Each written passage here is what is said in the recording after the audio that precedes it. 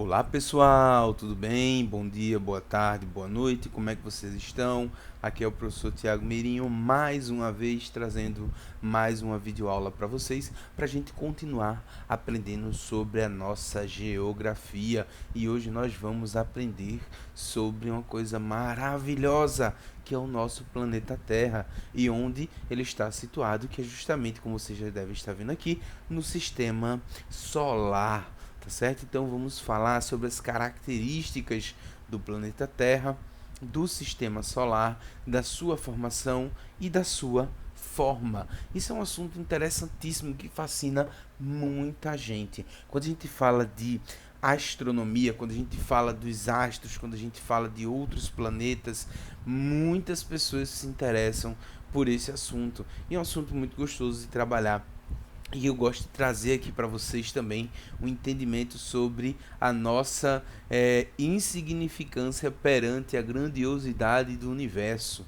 Nós somos quase como que uma poeirinha perdida nesse espaço. Então isso é bom porque às vezes a gente acha que o nosso problema é a coisa mais importante do mundo. Para nós até é, mas tem tantas outras coisas acontecendo ao redor do universo que às vezes aquele problema do dia a dia a gente pode esquecer, porque a gente sabe que a gente tem um privilégio muito grande de estar vivo, de termos vida, de sermos formas de vidas inteligentes. É o que a gente vai ver aqui nessa aula. Tá? E eu quero começar falando para vocês da formação do sistema solar, já que nós somos um planeta, o planeta Terra.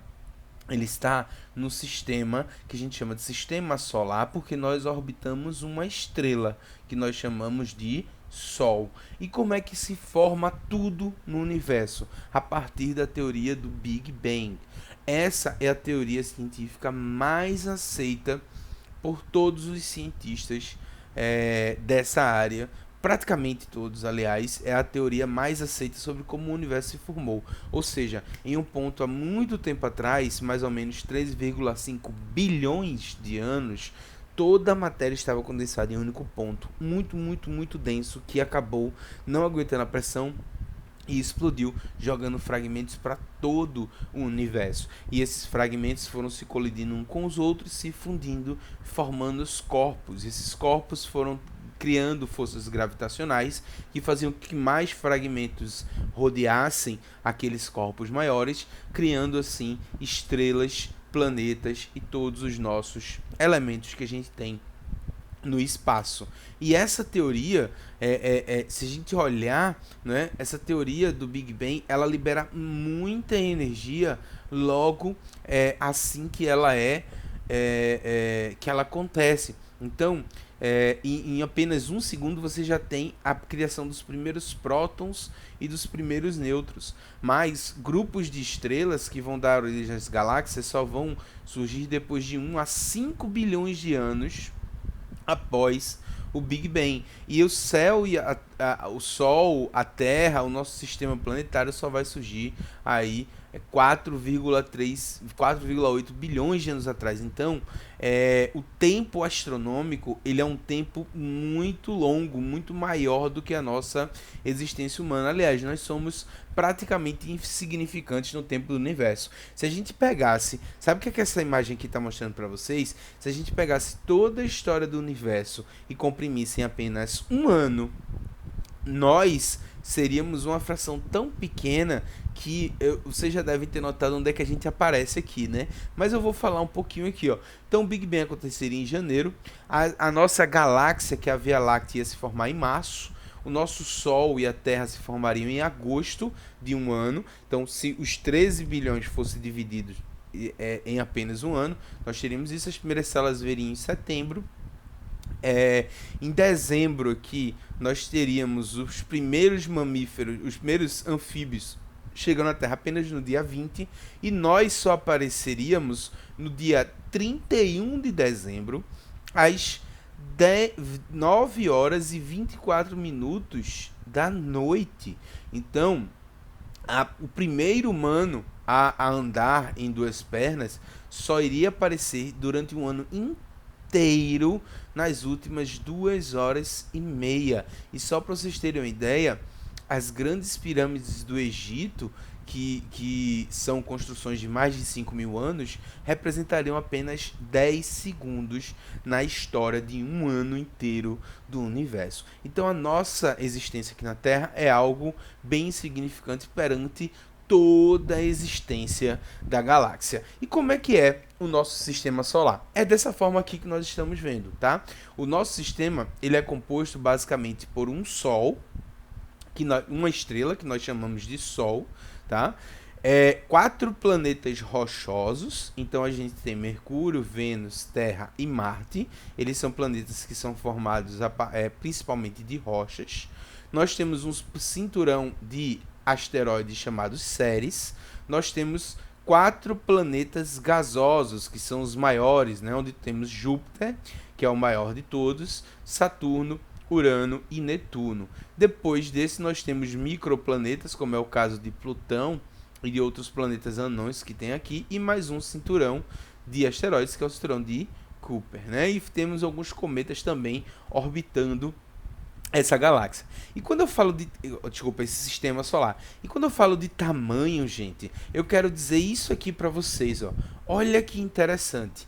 Essa imagem, ela está trazendo a escala do Sol e dos planetas em comparação com o Sol. Então a Terra é esse pontinho minúsculo em comparação com o Sol. Então, o nosso planeta, apesar de ser muito grande, ele ainda é minúsculo frente a outros corpos celestes. Então, olha o tamanho, a grandiosidade do Sol e olha o tamanho aqui do nosso planeta Terra. Vamos comparar só os planetas? Esta é a Terra e esse é o maior planeta, que é Júpiter. Júpiter tem 1000 vezes o tamanho do planeta Terra. Essa mancha que a gente vê aqui em Júpiter é uma tempestade que já está lá há milhares de anos e que tem o tamanho do planeta Terra. Em Júpiter tem uma tempestade do tamanho do planeta Terra. Então a gente pode ver que planetas rochosos eles tendem a ser menores do que os planetas gasosos e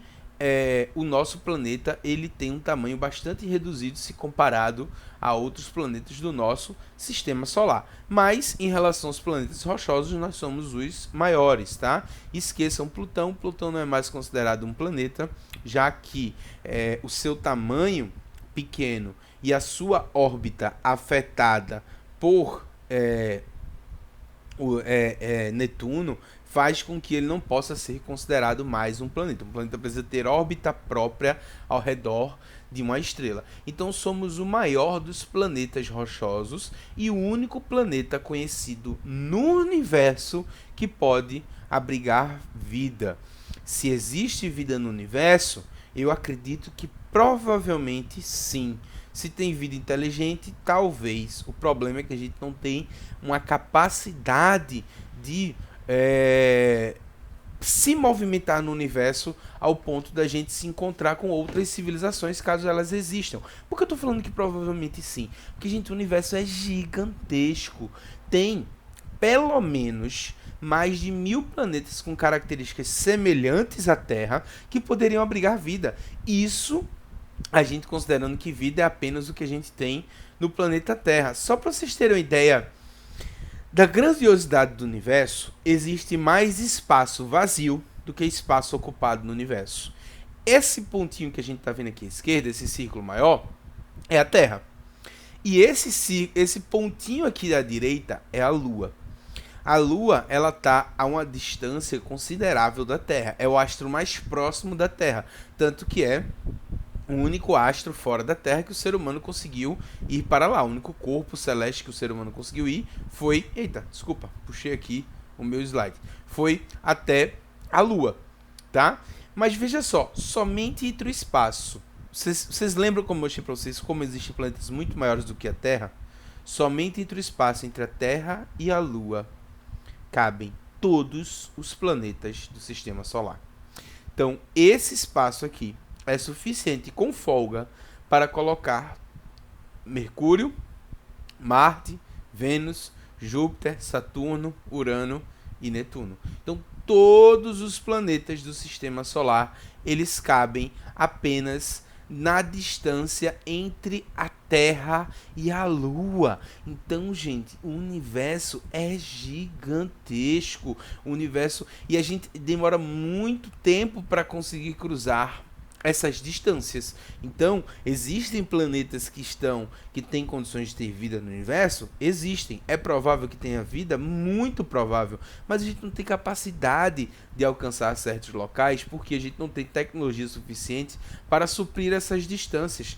Tanto que a distância que a gente utiliza para medidas celestiais é o famoso anos-luz. O que é isso? Não é uma medida de velocidade, tá? É uma medida de distância. É quanto tempo você passa viajando na velocidade da luz, o que é fisicamente impossível, quanto tempo você levaria para chegar àquele ponto. Então, quando a gente diz que uma estrela está a 5 anos-luz da gente, significa que se a gente viajasse na velocidade da luz, a gente ainda levaria 5 anos para chegar naquele local. Então, esse universo que a gente olha, quando a gente olha para o céu, que a gente vê as estrelas, às vezes a gente está vendo algo que aconteceu há 4, 5, 6, 7, 10, 20 milhões de anos atrás, porque a luz daqueles corpos celestiais está chegando aqui apenas agora. Então, o universo ele é algo lindo, ele é algo maravilhoso, mas ele é algo gigantesco. Essa daí, gente, é a Terra comparada com o Sol. Olha só como a gente é minúsculo se comparado com esse corpo celeste. E olha que nosso Sol nem é dos maiores. Esse é o nosso Sol ao lado da maior estrela que nós conhecemos, que é a VY Cani Majoris. Olha o nosso Sol em comparação a essa estrela. Tem até um infográfico aqui interessante que a gente pode ver, ó. O planeta Terra. Eu acredito que ele não vai funcionar aqui, porque eu não estou projetando o slide, mas esse infográfico mostraria tudo isso daí que vocês viram, né, no slide passado. E todo o céu, todas as estrelas que nós conseguimos observar daqui da Terra de noite estão apenas nesse ciclo amarelo. Isso aqui é a nossa Via Láctea, isso aqui é a nossa galáxia, isso aqui é composta por milhões e milhões e milhões de planetas e milhões de estrelas. E aqui, só esse círculo amarelo é tudo que a gente enxerga no céu de noite é só esse círculo amarelo. Então vejam quanta coisa do universo a gente ainda desconhece. Mas uma coisa é certa, tá, gente? E eu vou voltar aqui porque eu quero encerrar essa aula falando disso. Esse é o formato da Terra, tá? A Terra, ela apresenta um formato geoide. O que é isso? Ela é levemente achatada nos polos e levemente mais larga no Equador por conta do movimento de rotação. Isso é um formato geral. Na verdade, se a gente for considerar o relevo, a Terra tem um formato muito mais irregular. Mas a Terra ela tem um formato geoide que é muito semelhante a uma esfera. Então a Terra é quase uma esfera, tá certo? Não me venham com essa história de dizer que a Terra tem outros formatos por aí, viu, gente? A Terra ela é uma esfera geoide que tem os polos achatados e o Equador um pouco mais largo. Gente, por hoje é só. Beijão enorme para vocês. Até a próxima aula. Fiquem com Deus. Tchau, tchau.